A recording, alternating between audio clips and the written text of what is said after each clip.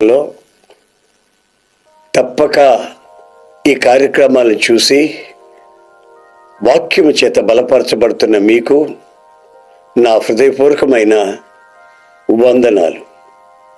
ఈ పూట దైవజనుడైన పౌలు కొరింథీ సంఘానికి వ్రాసినటువంటి ముగింపు మాటల గురించి మీతో పంచుకోవాలని నేను ఆశిస్తున్నాను. కొరింథీ 2వ పత్రిక 13వ అధ్యాయం, అది 11వ వాక్యం. అది నేను చదువుతాను, మీరు కొంచెం ఆలకించండి.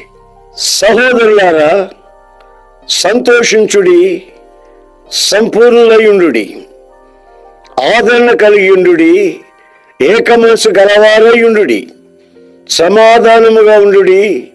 ప్రేమ సమాధానముల కర్తయ్యకు దేవుడు మీకు తోడయుండును గాక. ఇప్పుడు మనం చదివినటువంటి వాక్య భాగంలో ప్రాముఖ్యంగా 5 విషయాలు మనకు కనబడతాయి. ఈ 5 విషయాలు ఒక్కొక్కటిగా నేను మీకు వివరించాలని కోరుకుంటున్నాను. ఈ 5 విషయాలు మన జీవితంలో ఉన్నట్లయితే దేవుడు మనకు తోడై ఉంటాడట. దేవుడు మనకు తోడై ఉంటే మనకు విరోధులు ఎవరండి? దేవుడు మనకు తోడై ఉంటే ఏ సాతాను మనం సమీపించగలదు? గనుక దేవుడు తోడై ఉండాలంటే ఈ 5 అనుభవాలు మనం కలిగి ఉండాలని ఆ రోజున కొరింథీ సంఘానికి చెప్పినటువంటి అదే మాటలు ఇప్పుడు మనతోనూ ఆయన చెప్తూనే వస్తున్నాడు. కనుక ఒక్కొక్కటిగా మనం ధ్యానించుకుందాం. మొదట ఆయన ఏమంటున్నాడంటే సంతోషముగా ఉండుడి అంటున్నాడు. ఇంకా దైవజనుడు వ్రాస్తున్నప్పుడు ప్రభువునందు ఆనందించండి. మరలా చెప్తాను, మీరు ప్రభువునందు మాత్రమే ఆనందించండి అంటాడు. ఆనందమైన సంతోషమే అయినా మన జీవితంలో ఎంత ప్రయత్నాలు చేస్తున్నా కొన్నిసార్లు మనం ఆనందానికి నోచుకోక అనేక చిక్కు సమస్యల్లో దుఃఖానికి ఆహుతిగా మార్చబడటం మన దైనందిన జీవితాల్లో మనం గమనిస్తూనే వస్తున్నాం. అయితే లోకంలో ఉన్నవి ఆనందమైన దుఃఖమైన వస్తూ ఉంటాయి, పోతూ ఉంటాయి. అవి అశాశ్వతమైనవి. లోకంలో ఉన్నవేవి శాశ్వతమైన ఆనందాన్ని మనకు కలుగు చేయలేవు. లూకా సువార్త 10వ అధ్యాయం 22వ వాక్యంలో యేసు ప్రభు చెప్తున్న ఒక చక్కటి మాటని మీకు ఈ సమయంలో గుర్తు చేస్తాను. దయ్యములు మీకు లోబడుచున్నవని సంతోషింపక మీ పేరులు పరలోకమందు వ్రాయబడి ఉన్నవని సంతోషించుడని వారితో చెప్పాను. ప్రభు అంటాడు, మీ పేర్లు పరలోకంలో రాయబడిన సంగతి మీరు తెలుసుకొని ఆనందించండి. ఏదో దయ్యాలు వెళ్ళిపోతున్నాయి, రోగాలు వెళ్ళిపోతున్నాయి, మోకాళ్ళ నొప్పి తగ్గింది, తలనొప్పి తగ్గింది, పంటి నొప్పి తగ్గింది అని సంతోషించక మీరు సంతోషించవలసింది ఎక్కడంటే మీ పేర్లు పరలోకమందు వ్రాయబడి ఉన్నాయి. పరలోకమందు మీ పేర్లు వ్రాయబడి ఉండాలంటే ఏం జరిగి ఉండాలి అని ఒక ఆలోచన. ఏమీ లేదు, మన పాపముల నిమిత్తమై మనం పశ్చాత్తాపడి, ప్రభువా నేను పాపిని, నన్ను క్షమించు, ఇక మీదట నేను ఈ పాపం జోలికి వెళ్లకుండా నీ కొరకు సాక్షిగా బ్రతుకుతాను అని ఒక నిర్ణయం నువ్వు తీసుకోవాలి. యేసుక్రీస్తు తన పవిత్రమైన రక్తం చేత మనల్ని కడిగి శుద్ధి చేస్తాడు. శుద్ధి చేసిన తర్వాత మనకు ఒక మంచి మనస్సాక్షిని అనుగ్రహిస్తాడు.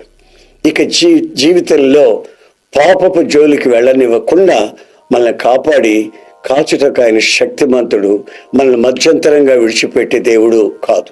గనుక ఆయన ఆది అంతమై ఉన్న సంగతి, ఆయన మన పాపములు క్షమించిన సంగతి, ఆయన మన పాపములు క్షమించినది మాత్రమే కాక జీవగ్రంథమందు మన పేర్లు రాయబడిన సంగతి తలంచినప్పుడు మనం ఆనందించి సంతోషంగా ఉండగలుగుతాం.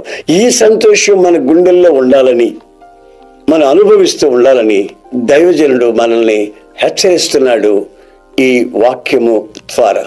మరొక మాట కూడా మనం గమనించామంటే జీవగ్రంథమందు పేర్లు మాత్రమే కాక గొర్రెపిల్ల జీవగ్రంథమందు కూడా మన పేర్లు వ్రాయబడాలి. గ్రంథాలు విప్పబడతాయి. అప్పుడు జీవగ్రంథమందు, గొర్రెపిల్ల జీవగ్రంథమందు మన పేర్లు రాయబడి ఉండటం మనం చూసి ఆనందిస్తాం. రెండవదిగా మనం చదివినప్పుడు ఆ వాక్యంలో మనం గమనిస్తాం, సంపూర్ణులై ఉండుడి. ఇది యేసు ప్రభు మనతో ఉండాలంటే, సమాధానకర్త అయిన దేవుడు మనతో ఉండి కార్యసిద్ధి కలుగు చేయాలంటే, రెండవది సంపూర్ణులై ఉండాలట. అసలు లోకంలో మనుషులు సంపూర్ణంగా ఉండగలరండి? సంపూర్ణత ఎలా పొందగలం? ఏ మనిషి కూడా సంపూర్ణుడు కాడండి. మనమంతా సంపూర్ణత కొరకు పరిగెత్తుతున్నాం, గురి యొద్దకు పరిగెత్తుతున్నాం. ఎవరు పరిపూర్ణులు ఇంకా కాలేదు, ముందుకు వెళుతున్నాం. అయితే సంపూర్ణుల యుండుడి అనే ఈ మాటని మనం గమనించినట్లయితే, ఒక దైవజనుని గురించి దేవుని వాక్యం అంటుంది, యథార్థముగా ఉండు అనే చోట ఈ సంపూర్ణత అనే పదాన్ని వాళ్ళు ఉపయోగించున్నారు. తర్వాత మరొక దైవజనుడు కానుక అర్పించేటప్పుడు, నీ కానుకలో దోషం ఉండకూడదు అంటే పరిపూర్ణమైనటువంటి కానుక నువ్వు ప్రభువుకే అర్పించాలి అనే మాటని మనం చూస్తాం. పరిపూర్ణత అనేది మన యొక్క యథార్థతని, మన యొక్క దోషరహితమైన జీవితాన్ని, నిష్కల్మషమైన జీవితాన్ని మనకు తేటగా వివరిస్తుంది అనే సంగతి వాస్తవం. ఇంకా మనం లోతుగా వెళితే దేవుని వాక్యం ఏమంటుందో తెలుసండి, క్రీస్తు సంఘము పరిపూర్ణత చెందినట్లు సంఘములో కొందరిని యేసుక్రీస్తట నియమించాడట. ఎఫెసీయులకు రాసిన పత్రిక 4వ అధ్యాయం 13వ వాక్యం, పరిశుద్ధులు సంపూర్ణులగునట్లు క్రీస్తు శరీరము క్షేమాభివృద్ధి చెందుటకును పరిచర్య ధర్మము జరుగుటకును ఆయన కొందరిని అపోస్తలుగాను, కొందరిని ప్రవక్తలుగాను, కొందరిని సువార్తికులుగాను, కొందరిని కాపరులుగాను, ఉపదేశకులుగాను నియమించను. దేవుని వాక్యం హెచ్చరిస్తుంది. మనం దేవుని మందిరానికి వెళ్తున్నాం, దేవుని వాక్యం వింటున్నాం, మనకు ఒక సహవాసం ఉంటుంది, ఆరాధన చేస్తున్నాం. ఇవన్నీ దేని కొరకు అంటారు? పదవి వ్యామోహాల కొరకు కాదు, ఏదో పలుకుబడి కొరకు కాదు, ఏదో మనం చేస్తున్నామని బయట వాళ్ళకి చూపించుకునే దానికి కాదు. మనము పరిశుద్ధులం, కారణం క్రీస్తు రక్తం చేత కడగబడ్డాం. ఈ పరిశుద్ధులు పరిపూర్ణులు అవ్వాలి. ఒక చిన్న బాబు పుట్టాడు అనుకుందాం, ఆడికి కాళ్ళున్నాయి, చేతులున్నాయి, వేళ్ళున్నాయి, కన్నులున్నాయి, అన్నీ చిన్న చిన్న చిన్న చిన్నగా ఉన్నాయి. అయితే అవి పరిపూర్ణం కాదు కదా, వాడు పరిపూర్ణమైన పురుషుడు కావాలి కదా. అలాగే మనం యేసు రక్తం చేత కడగబడినప్పుడు ఆనందాన్ని అనుభవిస్తున్నాం.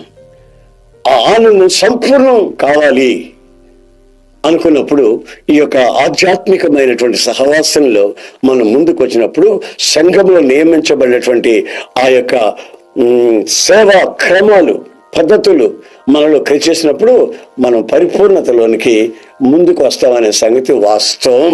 అలాంటి పరిపూర్ణత మన జీవితంలో ఆయన ఎదురు చూస్తూ ఉన్నాడు. దేవునికి స్తోత్రములు కలుగును గాక. మూడవదిగా ఆదరణ కలిగి ఉండుడి. అంటే ఎన్నో సమస్యల మధ్యలో మనం ఆదరణ కోల్పోయే ప్రమాదాలు ఉన్నాయండి. ఇంట్లో ఉన్నాయి, బయట వస్తే ఉన్నాయి, పట్టణాల్లో నివసించేటప్పుడు ఉన్నాయి, ప్రయాణాలు చేసేటప్పుడు ఉన్నాయి. మనసుకి సమాధానం లేని పరిస్థితుల్లో, ఆదరణ లేని పరిస్థితులు, కొన్నిసార్లు మరణాలు సంభవించవచ్చు, రోగాలు సంభవించవచ్చు. ప్రతి విషయంలో మనిషి ఆదరణ కోల్పోయి ఆత్మహత్య కూడా తెగిస్తూ ఉంటాడు. అది మనం దైనందిన జీవితంలో చూస్తూ ఉంటాం. ఒకసారి ఒక ఇంట్లో ఒక యవనస్తుడు చనిపోయాడు. నాకు అది తెలిసి ఆ ఇంటికి వెళ్ళాను. నా మాటలు ఒక గంట సేపు వాళ్ళకి చెప్పాను. మనం చనిపోతాం, వాళ్ళు చనిపోతాం, కాకపోతే వాళ్ళు ముందు వెళ్ళిపోయారు, మనం తర్వాత వెళ్తామని ఏదో చెప్పాను. మన అందరూ చెప్పాడు చెప్తారాను. ఎంతసేపు చెప్పినా వాళ్ళ కన్నీళ్ళు ఆగలేదు, వాళ్ళ బాధ తీరలేదు. సడన్గా నాకు ఒక వాక్యం గుర్తొచ్చింది. రోమా పత్రిక 15వ అధ్యాయం 4వ వాక్యం నాకు గుర్తొచ్చింది. ఆ 4వ వాక్యంలో ఏమని రాయబడిందంటే, దేవుని లేఖనముల ద్వారా కలుగు ఆదరణ. చూడండి, నా మాటలు వాళ్ళకి ఆదరణ కలుగు చేయలేదు. ఈ వాక్యం తీసి చక్కగా వాళ్ళకి చదివి వినిపించిన మరుక్షణం వాళ్ళ ముఖంలో ఏదో ఒక ఉన్నతమైన ఆనందం వాళ్ళకు కలిగినట్లు నేను కళ్ళారా చూసి ఆనందించానండి. నేను అక్కడి నుంచి బయలుదేరే క్షణంలో వాళ్ళ ముఖాలు చూస్తే ఆనందంగా ఉన్నారు. కారణం ఏంటంటే ఒక శుభప్రదమైన నిరీక్షణ. మరణం అంటే ఏమిటి, మరణం తర్వాత ఏం అనుభవించబోతున్నాం, మరణపు ముళ్ళను విరిచింది ఎవరు, మరణం మనం ఎలా జయించాలి, అసలు రెండవ మరణం అంటే ఏమిటి, ఈ వివరాలు ఎప్పుడైతే వాళ్ళకి చెప్పడం లేఖనాల నుంచి ప్రారంభించానో నేను వెంటనే మహాధైర్యం వాళ్ళకి కలిగిందండి. నా ప్రియమైన సహోదరులారా, ఆదరణ లేని జీవితంలో, ఆదరణ లేని ప్రజల మధ్యలో మనం బ్రతుకుతున్నప్పుడు మనం మొదట ఆదరణ కలిగి ఆ ఆదరణ లేఖనాల గురించి ప్రకటించవలసిన బాధ్యత మనకు ఎంతైనా ఉంది అనే సంగతిని మనం తప్పనిసరిగా గుర్తించి ఆ దిశగా మనం వెళ్ళినట్లయితే దేవుని యొక్క సహకారం, దేవుడు మనతో ఉన్నటువంటి అనుభవాలను మనం అనుభవిస్తూ ముందుకు సాగుతున్నట్లుగా మనం గుర్తించి ఆనందించగలుగుతాం. నాలుగవదిగా ఏక మనస్సు కలిగి ఉండుడి అని రాసింది. ఏక మనసు కలిగి ఉండమండి మామూలు పనండి. ఒక కుటుంబంలో నలుగురుంటే నలుగురు ఒక మాట మీద ఉండాలంటే అది మామూలు పనే కాదండి. అదే సమయంలో సంఘం ఉంది. సంఘంలో అందరినీ ఒక్క మనస్సులోకి తీసుకురావాలంటే అంత తేలికైన పని కాదండి. అది వాక్యము చేతనే జరుగుతుంది. అయితే నాకు తెలిసినటువంటి ఒక ఐక్యతను గురించి నేను మీకు చెబుతానండి. మొన్న ఈ మధ్య ఒక 30 లక్షల మంది మేము జరిపిస్తున్నటువంటి మహాసభలకు వచ్చారు. ఈ 30 లక్షల మంది కూడా ఒక పాటని అందరూ స్వరమైతే ఒక్కసారిగా పాడుతున్నారు, ఒకేసారి తాళం వేస్తున్నారు, ఒకేసారి చేతులెత్తి స్తోత్రం చెల్లిస్తున్నారు, స్తుతిస్తున్నారు, పరిశుద్ధాత్మలో ఆనందించి గంతులు వేస్తున్నారు. ఇవన్నీ ఒకసారి చూసినప్పుడు ఏక మనస్సు కలిగి ఉండుడి అన్నాడు దేవుడు. అది ఎలా సాధ్యమంటే పరిశుద్ధాత్మ యొక్క అనుభవం ద్వారానే సాధ్యమవుతుంది. ఓ మేడగదిలో 120 మంది కూర్చుని ఏక మనస్సు కలిగి ఉపవసించి ప్రార్థన చేస్తూ ఉంటుండగా ఆకాశం నుంచి పరిశుద్ధాత్ముడు దిగి వారు ఒక్కొక్కరి మీద వ్రాలగా వారందరూ దేవునితో మర్మములు పలకసాగిరి, దేవుని స్తుతించ మొదలుపెట్టిరి అని బైబిల్లో రాసింది. 30 లక్షల మంది ఒకేసారి స్వరమెత్తి పాడుతూ ఉంటే మరి పరలోకం ఎలా ఉంటుందండి? ఆ పరలోకపు నమూనా, పరలోకపు నీడ, దేవదూతలు దిగొచ్చి రెక్కలు చాచి మా మధ్యలో ఎగురుతున్నారా అనుకునే ఆ అనుభూతి మేము అనుభవించడం మా జీవితంలో మా ధన్యతగా మేము భావిస్తున్నామండి. ఇంకొక మాట కూడా మీతో పంచుకోవాలని నేను కోరుకుంటున్నాను. అదేమిటంటే ఆ వాక్యంలోనే చివరిగా ఉంది, సమాధానముగా ఉండుడి. సమాధానంగా ఉండాలంటండి. అంటే మనలో మనకు సమాధానం ఉండాలి, ఇతరులతో కూడా మనం సమాధానం కలిగి ఉండాలి. బైబిల్ అంటుంది, చేదైన వేరు ఏదైనా నీలో మొలిచి దేవుని కృపకి నీవు దూరం అయిపోతావేమో జాగ్రత్త పడమని బైబిల్ చెప్తుందండి. మరి సమాధానం ఎలా పొందాలి? జరుగుతున్న సంభవాల వల్ల ఎలా జరుగుతుంది? మనం ఏమి చేయలేదండి, మన మీద నిందలు వచ్చేస్తాయి, దూషణ మాటలు వస్తాయి, మిస్అండర్స్టాండింగ్స్ కలుగుతుంది, లేనిపోయిన మాటలు చెప్పేదని కొంతమంది తెగిస్తున్నారు. అప్పుడు మనకి సమాధానం ఎలా ఉంటుందండి? అందుకే బైబిల్ అంటుంది, సూర్యోదయానికి ముందే సూర్యాస్తమయానికి ముందే నీ మీద విరోధంగా ఎవరైనా ఏమైనా చెప్పినట్టు నీకు తెలిస్తే వాళ్ళని క్షమించు. క్షమించడంతో ముగించబడదు. బైబిల్ చెప్తున్న వాక్యం బాగా గుర్తుంచుకోండి. క్షమించడం మాత్రమే కాదు, క్షమించిన ప్రతి విషయాన్ని మరిచిపోవాలి. Forgive, forget. క్షమించాలి, మర్చిపోవాలి, మర్చిపోవాలి, క్షమించాలి. ఇవి ఒకదానితో ఒకటి పెనవేసుకొని మన జీవితంలోకి ముందుకు వచ్చినప్పుడు మన జీవితంలో సమాధానకరంగా ఉంటాయి.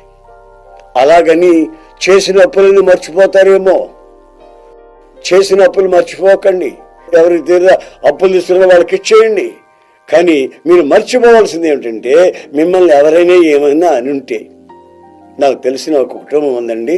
2 పిల్లలు ఆడుకునేవాళ్ళు. చిన్నప్పుడు ఆ ఆడుకునేటప్పుడు అక్కయ్యని చెల్లి ఏదో అనిందంట. అనరాని మాట ఒకటి.